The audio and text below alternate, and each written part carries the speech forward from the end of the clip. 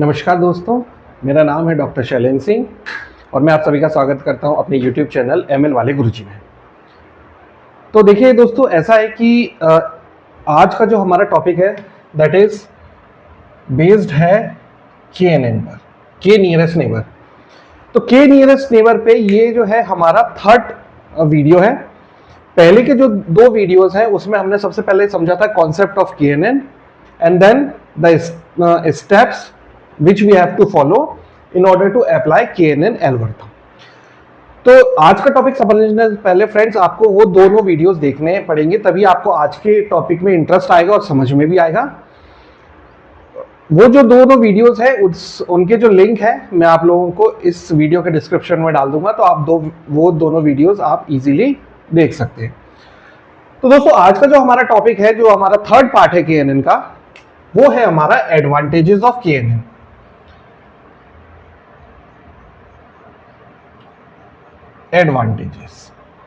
Advantages of KNN अगर हमको समझने हैं तो हम जस्ट जो हमारा KNN एल्गोरिथम था उसको हम समझेंगे, उसको हम देखेंगे कि KNN एक्चुअली है क्या।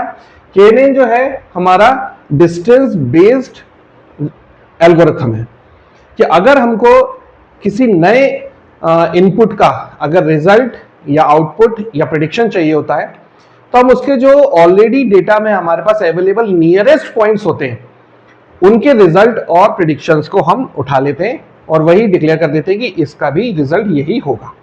तो KNN is a distance based algorithm. यहां पर हम यूक्लिडियन डिस्टेंस फाइंड आउट करते हैं between our new input for which we have to do predictions, और जो हमारे पास अवेलेबल या एक्चुअल डेटा अवेलेबल होता है उससे हम उसको कंपेयर करा लेते हैं। जो सबसे पास पॉइंट्स होता है वही से हम रिजल्ट निकाल लेते हैं। तो फ्रेंड्स इसका जो सबसे पहला एडवांटेज होता है, it is simple. This algorithm is very very simple algorithm. आप ये बिल्कुल इसको कंसीडर कर सकते हैं कि ये सिंपलेस्ट एल्गोरिथम है फॉर प्रिडिक्टिंग अवर क्लासिफिकेशन और रिग्रेशन टाइप ऑफ प्रॉब्लम्स। तो सिंप्लिसिटी इसकी क्यों है? क्योंकि हम कोई मैथमेटिकल कैलकुलेशंस नहीं कर रहे हैं, हम कोई इंटीग्रेशन, डिफरेंशिएशन, लॉग या किसी भी तरह का कोई मैथमेटिकल ऑपरेशंस यहाँ पे नहीं कर रहे हैं। हम सिंपली हमारा जो इनपुट है उसको जो नियरेस्ट डेटा है उसके आउटपुट से हम कंपेयर करा रहे हैं और कुछ भी नहीं कर रहे हैं। तो this is considered to be the simplest method. Second point,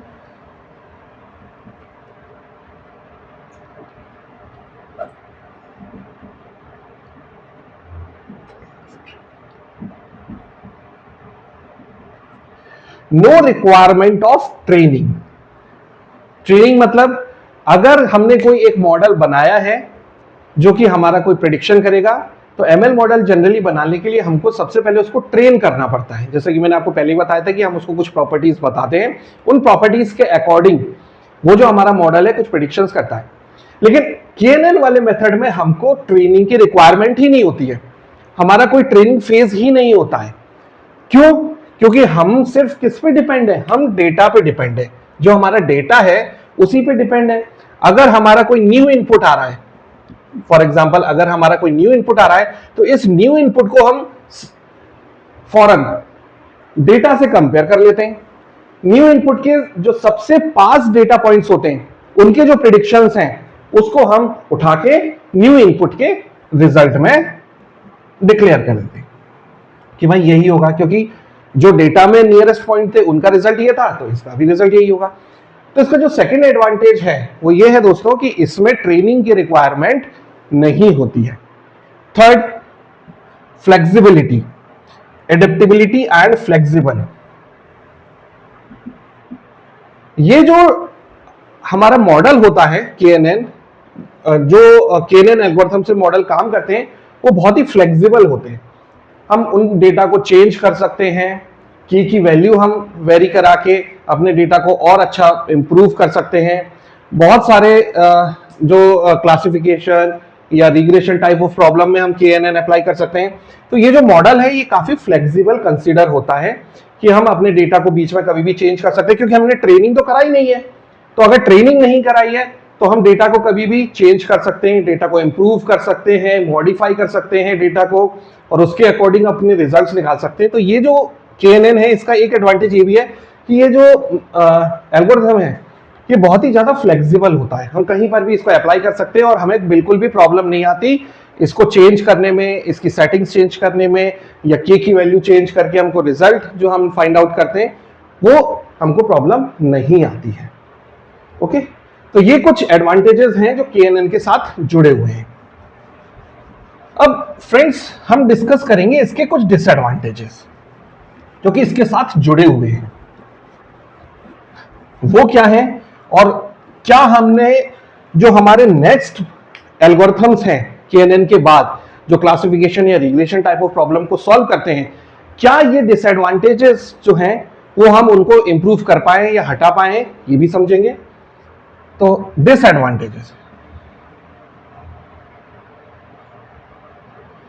पहला जो एडवांटेजेस था वही चीज यहां पर एक डिसएडवांटेज के पॉइंट में भी आता है, क्योंकि due to its simplicity,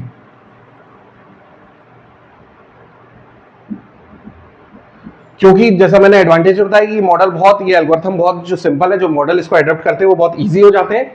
due to its simplicity miss predictions happen. Miss predictions, miss predictions कैसे कि भाई हमने क्या किया है, जो उसके आसपास के पॉइंट्स थे उन्हीं को स्टडी करके हमने अपने रिजल्ट को भी डिक्लेयर कर दिया।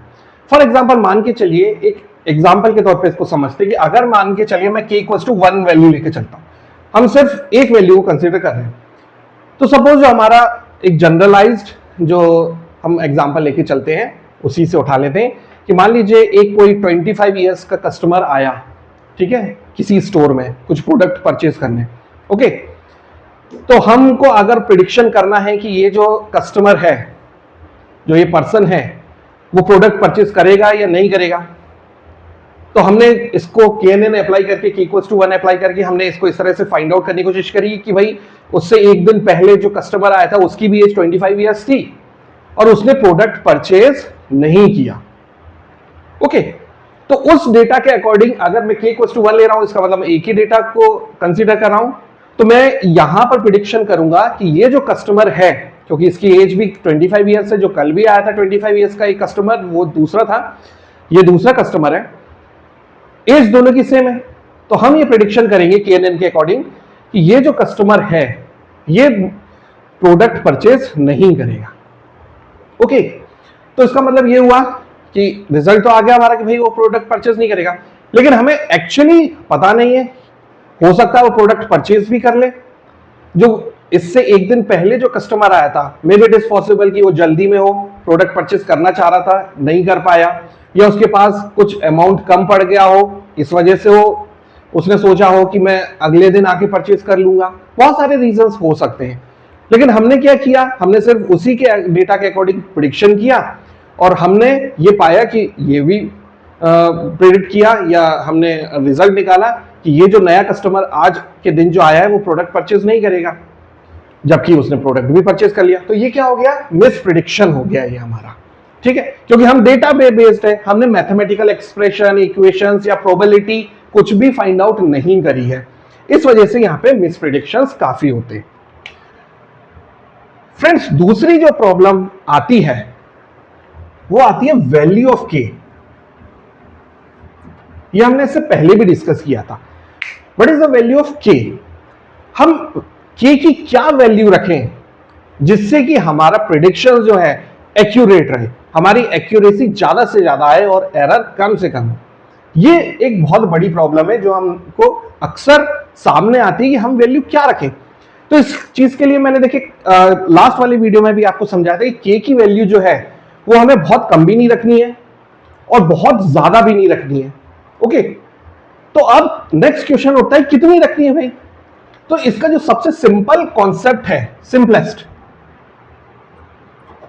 सिंपल जो इसका कॉन्सेप्ट आता है वो आता है, take the value of k as root of our data, under root of our data.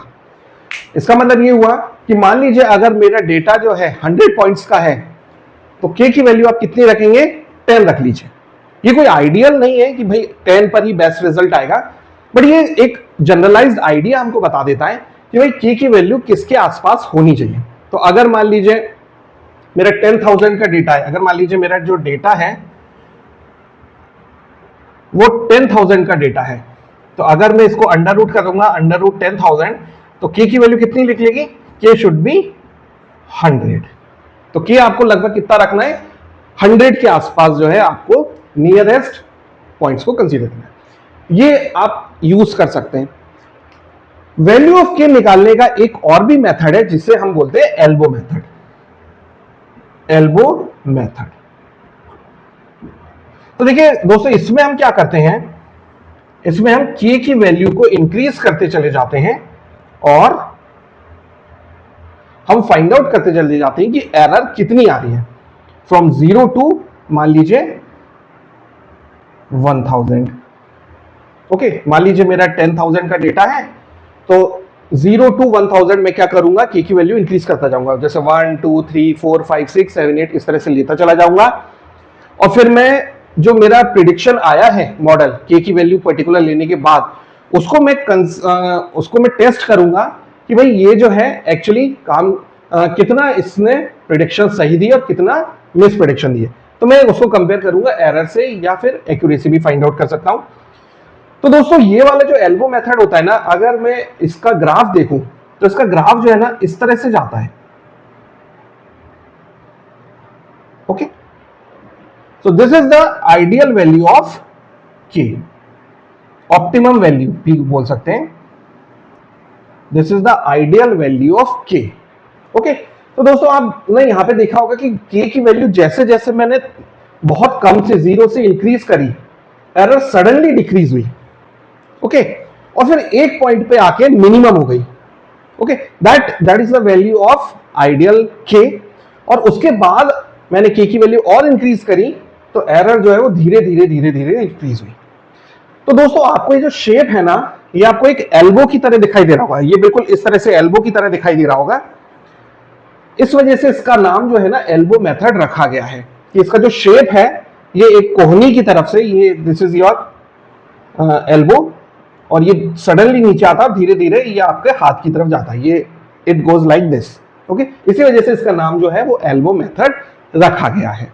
Okay, तो हम एल्बो मेथड भी यूज कर लेते हैं, but this is a very complicated method. तो जनरली हम अगर ये नहीं कर पा रहे हैं की वैल्यू सेलेक्ट करने के लिए, तो for simplicity we can use under root of data. जितने भी डेटा पॉइंट्स हैं उनका अंडर रूट कर लीजिए, वो जो है वैल्यू हमको बता देता है अप्रोक्सीमेटली के की वैल्यू आप इसके आसपास रखेंगे तो मिस प्रेडिक्शन जो है वो कम हो जाएंगे। ओके,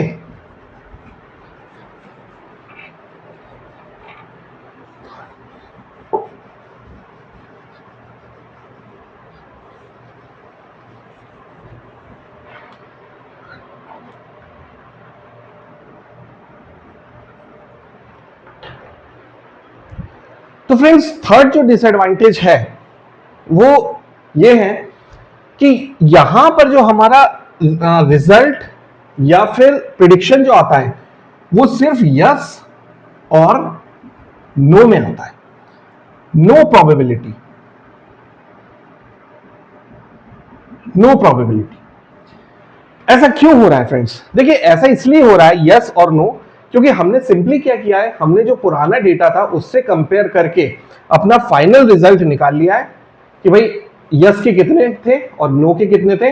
मान लीजिए अगर मैंने के को 100 रखा है तो जो इनपुट है उसके जो नियरेस्ट पॉइंट्स हैं उसमें 70 में यस है और 30 में नो है। तो इसका मतलब ये हुआ कि फाइनल रिजल्ट मेरा क्या आ जाएगा, यस, क्योंकि यस के ज्यादा लोग थे तो फाइनल रिजल्ट यहां पे यस हमको दे देता है। लेकिन एक चीज जो यहां पर प्रॉब्लम आती है वो ये है कि क्योंकि हमने कुछ मैथमेटिकल एनालिसिस या कैलकुलेशन या एवल्यूशन तो किया ही नहीं था, इस वजह से क्या होता है कि हमको प्रोबेबिलिटी नहीं पता पड़ पाती। प्रोबेबिलिटी इन द सेंस कि मैं ये नहीं जान पाता कि यस के होने के 60% चांसेस हैं और नो की होने के 40% चांसेस हैं, ये मुझे नहीं पता पड़ पाता है। तो प्रोबेबिलिटी के फॉर्म में मुझे नहीं पता पड़ पाता है। यहां पे जो मेरा जवाब आता है वो सिर्फ यस या नो पे डिपेंड है। ओके, क्योंकि हमने कुछ मैथमेटिकल ऑपरेशंस किए ही नहीं।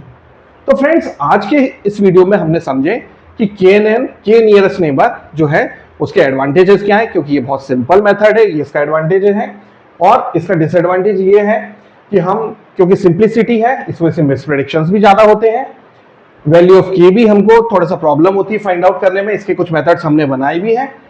और यहां पर जो हमको जवाब मिलता है वो यस या नो के लिए मिलता है, प्रोबेबिलिटी के फॉर्म में नहीं मिलता है कि भाई इतने परसेंटेज चांसेस हैं कि ये जो कस्टमर है प्रोडक्ट खरीदेगा, या 40% चांसेस है कि ये कस्टमर प्रोडक्ट नहीं लेगा। ओके, तो परसेंटेज के फॉर्म में नहीं आ पाता, तो ये कुछ डिसएडवांटेज है। तो फ्रेंड्स, ये वीडियो जो है हम यहीं पर ही एंड करते हैं। हमारे नेक्स्ट वाले वीडियो में हम KNN का एक न्यूमेरिकल सॉल्व करेंगे। So friends, thanks for watching my video.